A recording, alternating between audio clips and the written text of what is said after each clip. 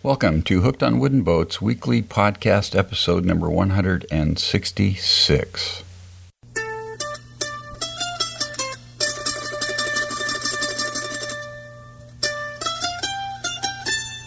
I'm your host today, Dan Matson, aka Wooden Boat Dan. If you can't do it, nobody can.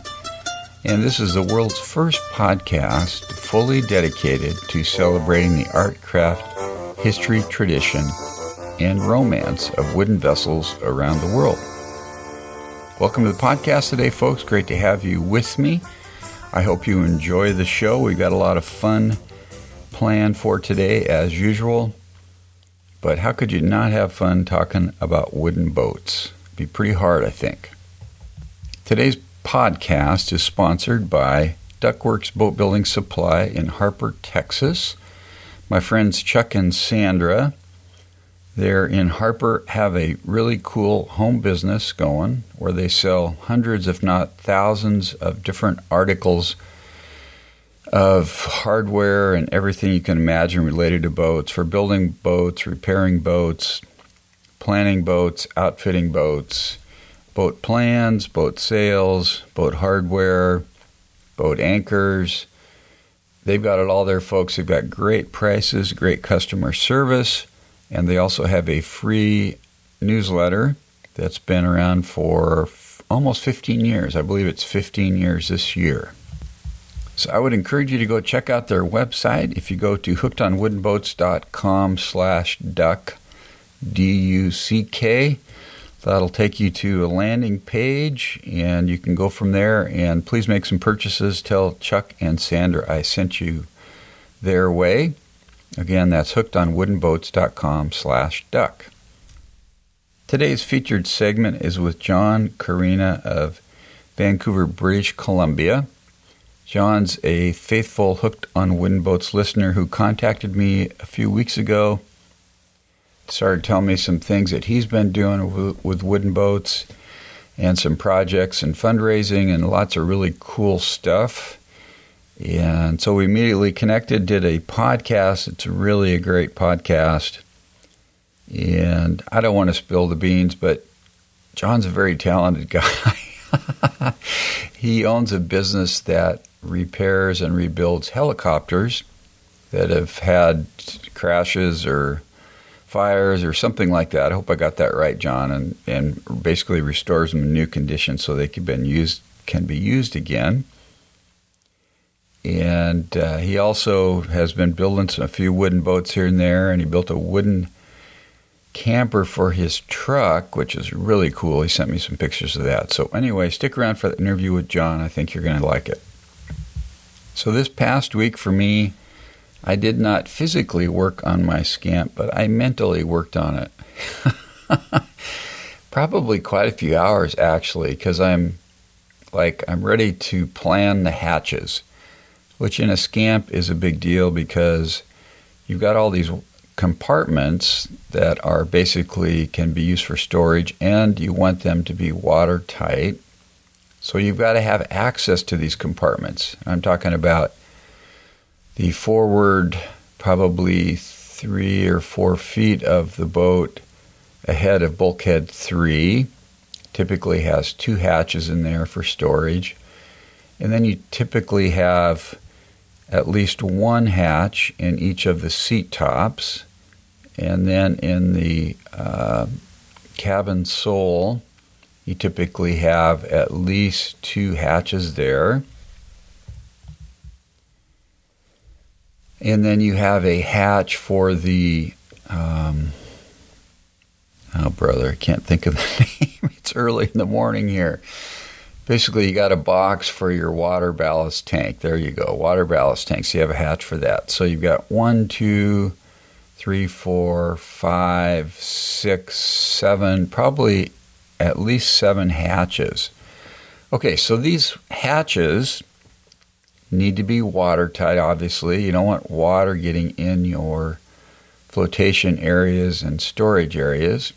So they need to be waterproof. They need to be easily accessible. So it would be nice if they were hinged. Although some of the guys use hatches that are not hinged. And it would be nice if they were aesthetically pleasing. So there's some wood hatches out there that are sold by Russell Brown at PT Watercraft. And then there's a bunch of plastic hatches out there. And then there's some guys that are making their own hatches. But again, they need to be watertight. So you've got to have a rubber seal on them. So anyway, I'm trying to work through all that. And hatches are not cheap, folks. It's not like you spend, on 7 hatches, just go buy 7 hatches for $100. They're like $50 to $100 a pop. So it's a big investment. So I'm kind of working through talking to some guys about that, figuring out what I want to do with my hatches, because I'd like to get the hatches cut in bulkhead 3 before I get much further along in the boat, because kind of all the stowage areas now are open, and I want to get those all sanded and make sure I've got at least 2 coats of epoxy and paint on those before I move on to the interior spaces of the boat. So that has been my mental gymnastics for the week, and I will keep working on that. On another note, if you would like to subscribe to my almost monthly newsletter, you can do so by going to hookedonwoodenboats.com/subscribe. Give me your first and last name, email address, and you will be on board for that. And we have over 600 subscribers now, which is pretty awesome. So thanks for subscribing. Also, if you'd like to help support the podcast and you make purchases at Amazon, if you go through my link, you pay the same for your product at Amazon, but I get paid a small commission. That link is hookedonwoodenboats.com/Amazon. Thanks in advance for any support that you give in that way. I really appreciate it. And if you do want to leave a tip for the podcast, if you go to the homepage, scroll down on the bottom right sidebar, there's a little icon you can click on there, and you can make a donation through PayPal. Thanks for doing that. Okay, we're going to move on to the interview with John Carinha of Vancouver, BC. So take it away, John. It is March 14th, 2015. I am on the phone with John Carinha of Burnaby, British Columbia. John, welcome to the podcast. How you doing? I'm doing good. How about you? Pretty good. Rainy day here in Burnaby, but making do, and the family's slowly waking up. Okay, very good, John. So John connected with me a few weeks ago by Facebook. He's been listening to the podcast, and he's got a very interesting story. And we're going to talk about that here shortly, John. But maybe you could just give us some insights into your youth and what you did as a kid and how that kind of impacted your future. Yeah, a lot of it basically stemmed from my dad and my parents really having us grow up in Point Roberts and Summers. That was sort of their go-to place for peace and recreation, so to speak, and my first exposure to boats in general. We had a little aluminum Sears car topper, 12-footer that was my little yacht growing up. That boat saw a lot of changes and sort of restorative patches and whatnot to keep it going. And I guess from about 7 or 8 years old, I always had this dream of just having a powerboat, a boat with a steering wheel, really. And our neighbors there, or my one neighbor had a 19-foot Campion that I grew up going on the water with and fishing with him in. And I remember as a kid telling him, if you ever sell this, give me a sort of first right of refusal or the opportunity to buy it. And the years leading up to what eventually was the purchase of that boat saw me just pushing my dad that same direction. And look, let's get something bigger. And he eventually bit, and we went out to Horseshoe Bay here in Vancouver to look at a K&C thermoglass, and I thought the deal was done. I mean, as a kid, you don't really know the ins and outs of negotiation and all this, and at the last minute, he pulled the plug, and he said, nope, we're not buying it. And I was crushed. I just thought, oh, man, this whole dream is never going to happen, and can't grow up fast enough, etc. So what ended up happening was I was taking woodworking in my early years of high school, and I'd asked my dad, I go, can I make a steering console for a little Sears car topper? And he said, yeah, do whatever you want. I think not really understanding the scope of what I was suggesting. what turned into, and I mean, if you can think of these Sears car toppers, they're truly a lake boat. They have no business being in the ocean, and that's all we ever did was ocean fish. And so it began. It was a solid mahogany console with a plexiglass Boston Whaler style sort of windshield.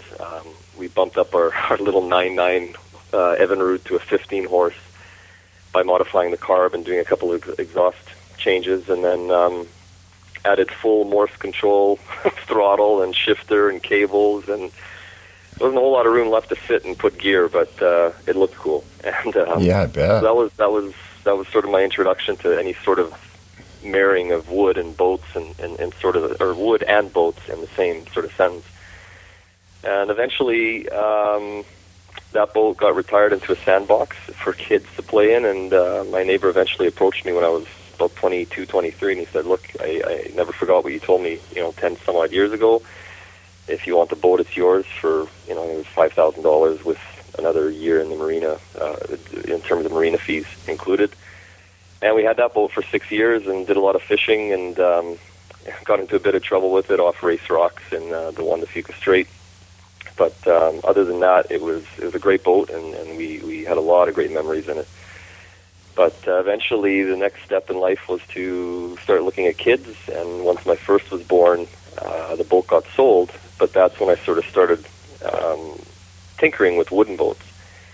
And my first attempt at one was a 10-foot sort of, it didn't even have a design. I just called it an H design, because I literally took 2 pieces of plywood, or 3, I guess, in the shape of a letter H, pinched the ends together, slapped it on a sheet of plywood, traced out the bottom, and then threw some fiberglass on it and put it in the water. And we had a lot of fun with that up in Pitt Lake, which is just east of where I live. And we had oak trim, and I always had a habit of kind of going big on the most subtle projects, but it was a neat looking boat for what it was. And, it was like a double-ended kayak kind of boat, or what was it? Basically a heavy double-ended kayak, but it was an open style. It sat 3 people, and it had oar locks. But I actually bought paddles for it, and we would just Widgeon Creek is a little creek that's a feeder off of Pitt Lake, and you can go up it in about 3/4 of an hour, and then get off, stash the boat, and you can hike up to the waterfalls. So that's what we primarily, used it for, was that sort of activity. And shortly after, my daughter turned 1, and I got the itch again to sort of build. And the next design I looked at was one of Phil Bolger's, I think it was called literally a 12-foot car topper design. And I put it together, less all the, the dagger board and the sail and whatnot. I just made it another rowing craft that you could put a little kicker on the back with, because it had a square transom. And I termed it the Miss Maya. I named it after her. And that boat I still have. It's seen decent use both in ocean and in lakes. And it was a little more above my scope of knowledge in terms of building. I mean, I was literally green and just teaching myself as I went through books and just looking at other people's builds and designs. But that was sort of it for the wood boat building for several years until, I guess, 2 years ago. 2013 sort of was a big year for me in terms of projects and marrying adventure and boat building all in one. And between then and now, I was kind of one of those armchair adventurers. I like to live vicariously through the books I read. I'm a real bookworm. And I got involved with marathon running, triathlons, a lot of mountaineering. And the mountaineering had its own risks, but I had the support of my family, my wife with that, so that was great. And I took it as far as I was comfortable going with it, and ultimately got into a lot of our local film fests, which tailor to the active life and adventure and whatnot. And it's at the film fest that I got to watch these two presenters talk about a ocean-bound expedition they did from Bellingham to Bella Bella and ultimately on to Alaska. And they built, Colin Angus has Angus rowboats, and they built his expedition. It's an 18-foot closed deck, sliding seat, rowing scull, essentially. It's been called everything from a rowboat to a kayak to a rowing scull, but essentially it's a rowing scull. And I left so empowered from that presentation, and I remember I was there with a friend and my wife was looking at me thinking, "Oh God, oh, we got a problem now." we have a problem brewing in a big way." And I think realistically in my mind, I already had my goals sort of planned out, but I sort of let it out in very small bits and pieces over the course of a few months. And initially, it was just, I'm just going to build this boat and be done. But through about halfway through the build, which took, I guess, 4 or 5 months, in doing the charity work that I do with various autism-related organizations here in Vancouver, we sat down over lunch and I said, there's a real need for recreational support services, but in a tutorial format. And if I can just back up a second, for example, I have a friend of mine who teaches soccer, and he says, I'm having real trouble with this child on my team when during practices, during games, when I put him in position to play, he refuses, and the tantrums start, and then he checks out, and he just had a hard time connecting with this child. And I said, do you mind if I come to your practice and just observe? And the most predominant thing that stuck out to me was he was telling the child, you're going to play goalie or you're going to play defense. He wasn't giving him the opportunity of choice. And a lot of these kids on the spectrum have a very, how would you call it? They can be sort of stuck in their ways in terms of, and not intentionally, it's just how they're wired at times. And you can set them up for success or inadvertently set them up for failure. And in this case, without knowing what he was essentially doing, he was causing the child to just shut down because he was stuck on, I want to play goalie. So at any rate, I saw a need for some form of video library or a resource library that people could literally click on a video for a given sport or a given scenario or situation and be self-taught to some level.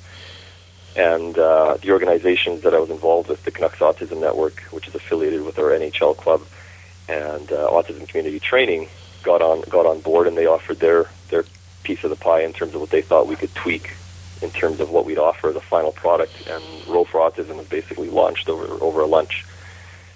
And the idea was to couple adventure with fundraising and this boat build. And of course, as things started to move along, we gained some serious traction, and it turned into quite a big event. And the goal was ultimately to fundraise enough funds to launch the resource. But the adventure side of this was to take this self-built 18-foot expedition boat and circumnavigate Vancouver Island in one go. And I knew going into it that was a substantial ask of myself. But a lot of these things you don't know until you try. And that's sort of been my attitude with a lot of what I've done in life. And the unfortunate part with this adventure was that I was unable to complete it. The project itself was a complete success, and the resource is now up and running. But I got about a third of the way to Sayward, and something just wasn't right in my back. And it was a very humbling experience up to that point, but one that I would never trade for anything else. The relationships garnered while on shore, and just the whole idea of relying on yourself to push at that level was just, you really have this sort of out-of-body experience. So it was quite substantial in that regard.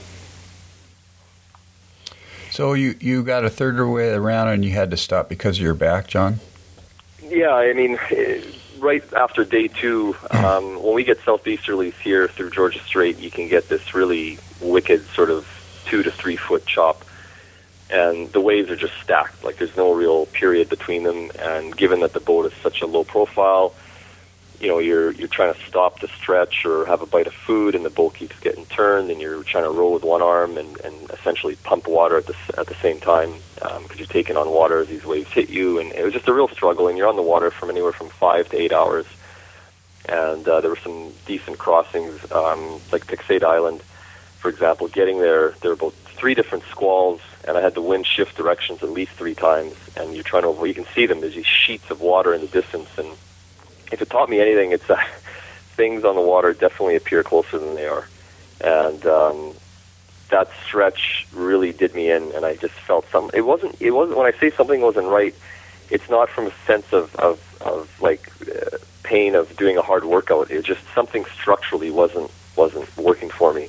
and I kept having back spasms, and I thought, we'll just push through it, and eventually I got to Texada and took a ferry over to Powell River to see a massage therapist, and her advice instantly was just, you got to stop, and at that moment I wasn't quite there mentally. I thought, no, we can still make this work.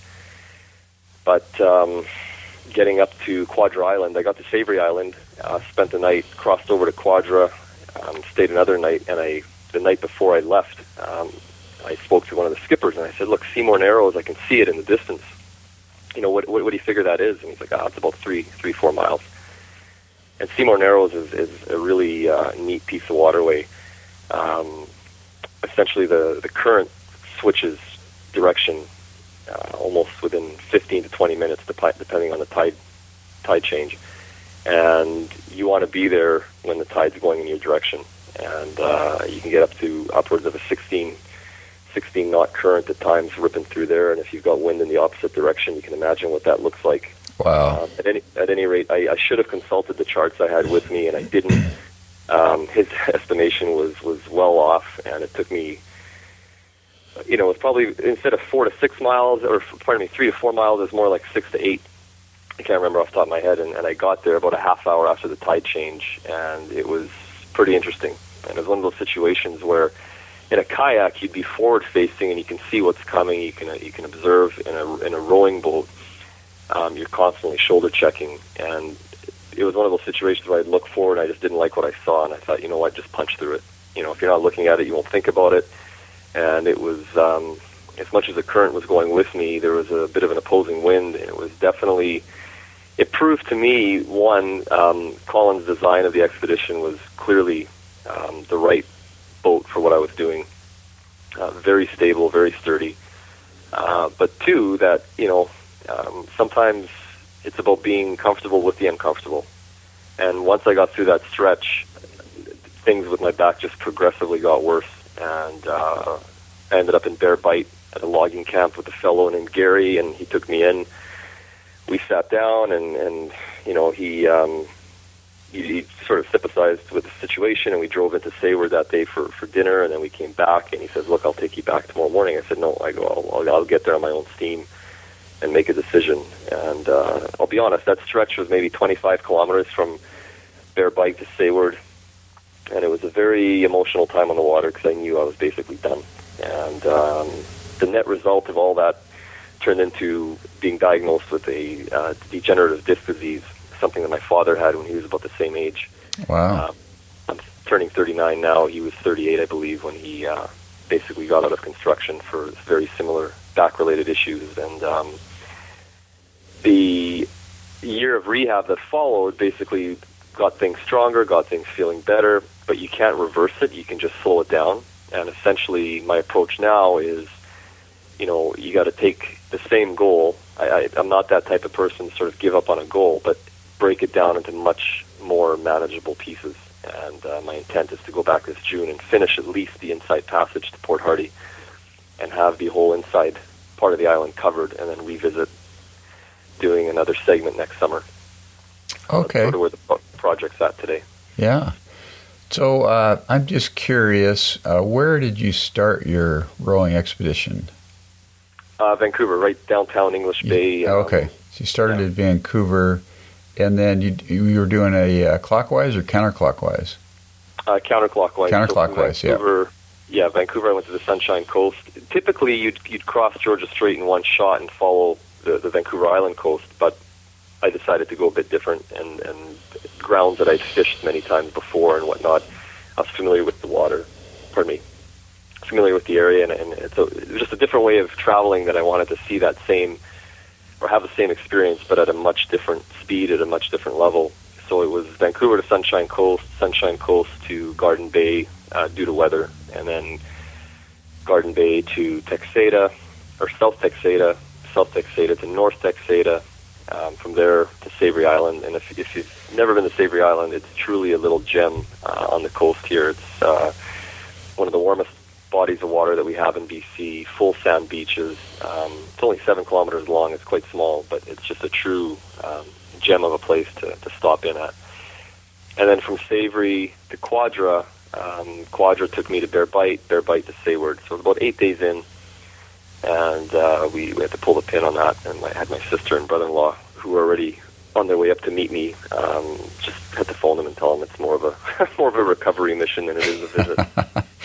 And that was June of 2014, John? Correct. Yeah. Okay. How many miles around the island is it, John? I'm more of a metric guy. It's 1,100 kilometers. 1,100 kilometers, okay. About 700 miles or so. Yeah, okay. Well, yeah, we got through about 300K, and then that's as far as I was able to get. Yeah, okay. So you're going to hit it again in June of this year, huh? Yeah, I mean, the Inside Passage, Johnstone Strait, is truly a funnel. It's been called a riverway because you almost have a steady half to 1 knot current going east to west, and essentially it's hit and miss. I mean, you get 5 to 10 knots of wind at the mouth, sort of on the ocean side, and it'll be ripping 15 to 20 by the time it funnels through that channel. Wow. But, it's one of the most interesting parts of the inside route due to the fact you get a lot of whale activity. It's truly rugged. Like as soon as you make that left, you come out of Seymour Narrows, you go about another 4 kilometers, and you sort of take a left into Johnstone Strait. From that point on, until you hit the major towns of Port McNeill and Port Hardy, it's just rugged BC coast, and a lot of wildlife. I mean, you truly feel just you, yourself, and nature. And that's the funny thing about the entire expedition. You try to plan mentally, and I thought I was prepared physically. I mean, we trained rigorously on the body and muscles and endurance, and I thought, what probably will get to me is the solitude, or at night sitting in the middle of the bush, whatnot. But none of that stuff even fazed me. I mean, it just became a regular sort of chore. When you got to shore, you secured the boat, set up camp, cooked some food, read, went to bed, wake up, row, repeat. And that became what I would hope would have been a 3-week to 4-week schedule, and sort of with that regularity. But it really surprised me to have to end it on those terms. But health comes first. And if you'd asked me the same question back in June, I would have been literally in pieces and just upset and really struggling to sort of comprehend why. But now that I've done it and I'm a year removed from it, I understand that look, it wasn't really about the adventure at the end. It was about coupling it with this great goal and fundraising plan, and that's been achieved. So let that be the success. And yeah, good for you. I spoke with Colin shortly after I got back, and he was instrumental, sort of as a mentor through the whole process. Not just with the boat build, but more so with the whole logistics of doing the island route, because he's done it. And he said, he goes, it wouldn't be adventure if it always went according to plan. And those words really stuck with me. I think it applies in many facets of life. So yeah. Now the expedition rowboat, that's what you built, right? The 18-footer? Correct. Now that's not the one that has a sleeping accommodation in it, is it? No, that's the row cruiser. At the row cruiser, yeah. Yeah, he and his wife Julie had used the expedition to do travels in Europe, and when he got back, there was so much call for, hey, you got to share this or build this or sell plans or do something, and I think that's what launched his sort of rowboat building business. Yeah, and they've got a few different models, but yeah, the row cruiser came off the design of the Wherry, the Oxford Wherry, and it was much later than when I started building the expedition. I mean, I think the row cruiser is truly the best bang for your buck and the best pound for pound sort of adventuring rowing vessel. Right. I saw it at last year's Boat Fest and was really impressed with what he and Marty did.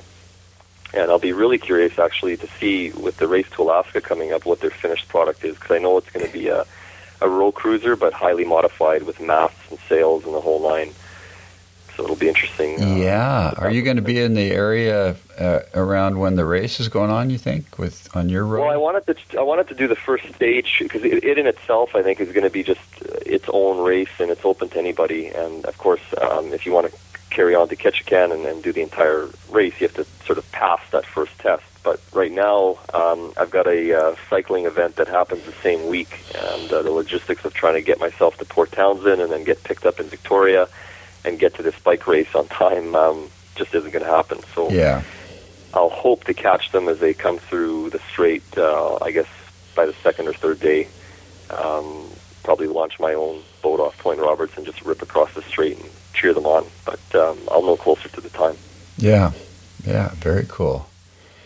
Yeah, so then you were mentioning earlier, John, that you're building a camper for your truck. So tell us about that. Yeah, it's the itch to build never seems to die, and I think I'm tapped out for now with my wife's patience on the boats because we've got 2 or 3 of them now in the yard. So yeah, I thought, well, maybe if I build something different and that looks different, she won't notice as much. But essentially, it turned into a project with my son. Brandon, my middle boy, is 10 years old, and he started a project at school on natural resources, learning about metals and wood and how they originate from forests and mining and whatnot. And we had a truck camper, a Slumber Queen, back when he was like a baby, and we kept it till he was about 2. And he doesn't remember any of it, but he saw the photos, and again, he got sort of stuck in this mode of, we need a truck camper. And we have a travel trailer that we use for the family to do sort of extended trips. But I thought, how cool would it be to build a little custom camperette? And I just started one night sort of sketching, and I told him, you draw me your rendition of it. And he's very detailed with his pictures, and it looked just like the Slumber Queen we had. And I thought, well, I didn't want something that big to that scale, but we'll kind of dumb it down a little bit, make it fit an 8-foot box with a sleeping over cab area, and just a table and nothing more. Everything else will be portable in terms of stoves and whatnot. And so we sketched it out, and I took those sketches, put them in a 2-dimensional AutoCAD program, was able to calculate all my dimensions from that, and then went to the lumber store with them, and we made it a project in terms of sort of chronicling everything from buying material to measuring and cutting to eventually gluing, screwing, nailing. And along the way, he was able to learn sort of, nails come from metal, which come from ore, and it's refined in a certain way, et cetera, et cetera. So it was really an eye-opener for me in terms of what I was able to teach him with one of my passions, which is just, sort of building these things. But the camper itself fits a long box. It's an 8-foot box. It has an interior finished height of 74 inches, so you can stand up in it. And the cab over is about 4 feet in width, so you can fit two adults up there in a sort of a cozy, confined area. Mm-hmm. It's aluminum skinned, and there's 2 ways to build RVs or campers or trailers, and you can do a soft wall construction, which is basically studded with 2x2 dimensional lumber, and then your aluminum siding or your fiberglass sheets get attached to the studs. Or you can build it much like a house, where you sheet the whole outside with 3/8 plywood to give the whole structure much more rigidity. And that's essentially the direction I took. It was a little heavier, but I wanted something that's going to take a bit of a beating on logging roads and whatnot if you're going to get into hard-to-access areas. And all in, we were talking about price. I think we're around the $3,000 mark in terms of materials, but to buy it brand new, you'd be well over that. But it wasn't about the price really. It was more about having something that he can call his own, that he had a hand in building. And I think most of your listeners and anybody involved, whether it's building a boat or whatnot, can connect to that part of it, that sort of drive and passion that fuels us to use our hands to craft something special like that. So, John, did he enjoy helping you build that? Oh yeah. He one of his traits with his autism, and when I say his autism is different for everybody, but loud sounds can be an issue. So I made sure to have earmuffs for him, and the minute he comes into the garage, the first thing he looks for is his earmuffs, because the sound of the compressor or the nail gun. He'd check the plug, making sure the compressor's plugged in, and if it's plugged in, he's like, I need my earmuffs, and he's got to get them on straight away. And as soon as they're on, he just dials into the work, and I would just take a Sharpie and sort of mark areas that I needed him to put nails in, and he'd grab the gun and start punching away, using tin snips to cut around window openings and whatnot. Just as long as he had gloves or something to keep him safe, I gave him full trust to do this, and as long as I had a line for him to follow, he sort of kept the plan. So he's a very detailed kid. I mean, he loves Lego, and he'll look at anything. He looked at the Delta port where all the container ships come in, and he recreated that with Lego, if you can believe that. Wow. So building a camper that he doesn't remember as a kid, but he sees in the photos and seeing it come to life. I mean, he just he's beside himself. So the pressure's on me now to get it wrapped, because I promised him it'd be done almost a month ago, and it's still in the garage. Can you get the aluminum on it?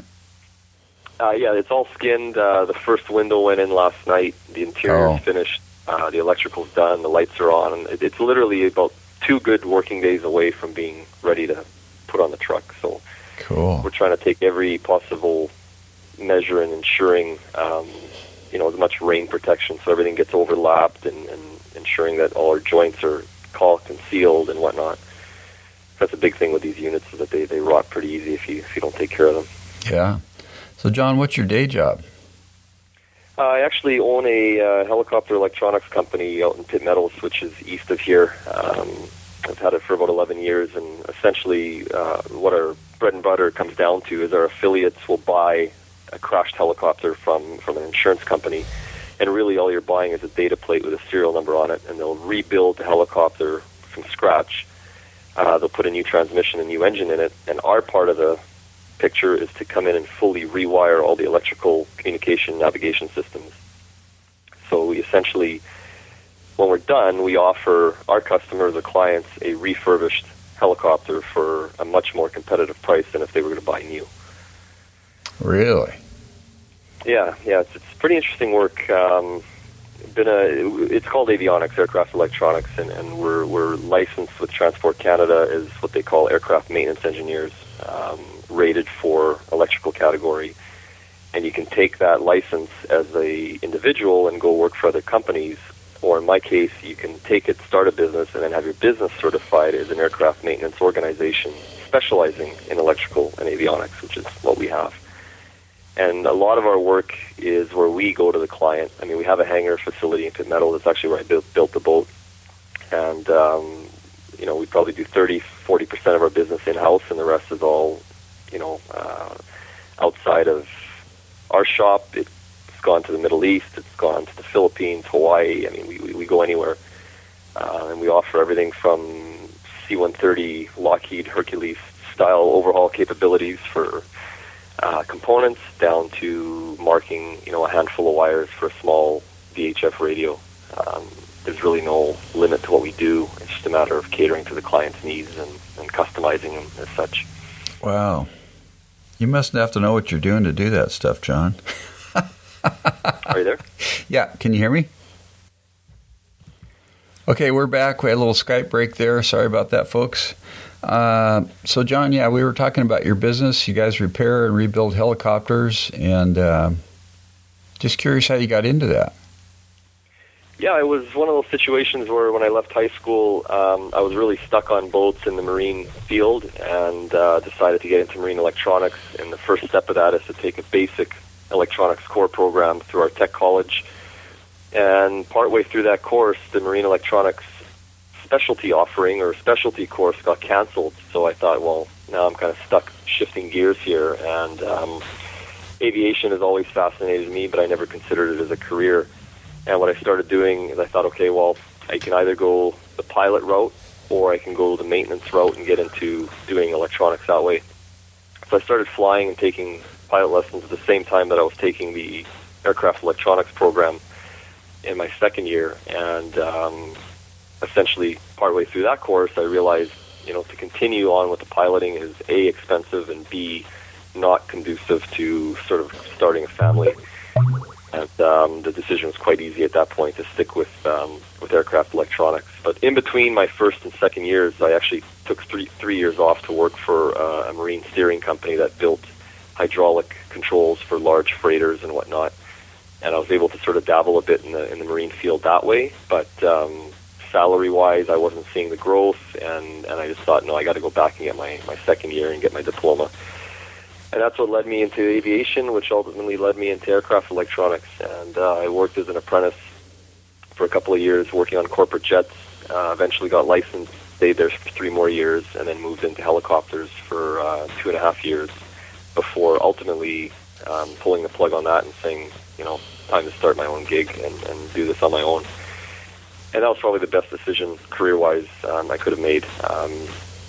You're definitely married to the business. It's a full-time effort, but you definitely have a little more control over your monetary situation as well as your time invested and committed, and making time to attend those small things that are, on the surface, arguably irrelevant, but truly really relevant when it comes to family and kids and Christmas concerts and all the rest of that stuff. So on makes for a more flexible lifestyle, doesn't it? Completely. Yeah. It's not for everybody, and there's days I wonder why did I do this, but they're far outnumbered by the days that are content with the decision and happy with sort of this working legacy that I hope to eventually pass on to one or all of my kids. Yeah, cool. Very good. Well, we're going to wrap it up here, John. I appreciate you being on the podcast. Any parting thoughts you'd like to leave with our listeners? Nothing formally. I mean, if you're into the podcast and you're into the wooden boat building, it's the old adage, dare to dream big. And I'm by no means a seasoned veteran at this. My goals in the years to come are hopefully to get into some sort of sailing craft. But I think that's what it's all about, is just setting those goals and having fun with it. And the minute the fun stops, that's sort of my checkout point. And I hope anybody that's into this sort of adventure lifestyle and the building process and whatnot is definitely having fun with it, because that's truly what matters in the end. Cool. Well, thanks for being on the podcast today, John, and I wish you the best, and keep me posted on your progress this summer on the next leg of your trip. I will. Likewise, Dan. Thank you very much for having me. Okay. Thanks a lot, John. Talk to you soon. John, it was a pleasure hooking up with you. You've got some really cool boats and fun projects, and I think you're having way too much fun, John. I'm pretty jealous of that big shop you have that you can work in where you have your business. That looks pretty sweet. Probably heated, got great light, so that's really cool. Okay, well, we're going to wrap it up for today. Tune in again next week for the weekly podcast, Hooked on Wooden Boats. And don't forget to use my Amazon link if you do make purchases on Amazon, hookedonwoodenboats.com/Amazon. If you have ideas for folks you would like to see me interview for the podcast, just shoot me an email, woodenboatdan@gmail.com, or if you have other suggestions. You can also subscribe to the podcast on iTunes and leave me a review there if you would like. I've got quite a few 5-star reviews. Last time I checked, it was over 50, so that's pretty sweet. So anyway, thanks for tuning in today. I hope you have a great week. Get out on the water, or build a boat, or buy a boat, or rent a boat, or get some wood, get some plans, start building, start having some fun with it. It's great stuff. Send me pictures if you've got a boat you're working on. I'd love to see those. And have a great week. Keep the bright side up and the barnacled side down. Wooden Boat Dan, over and out. God bless.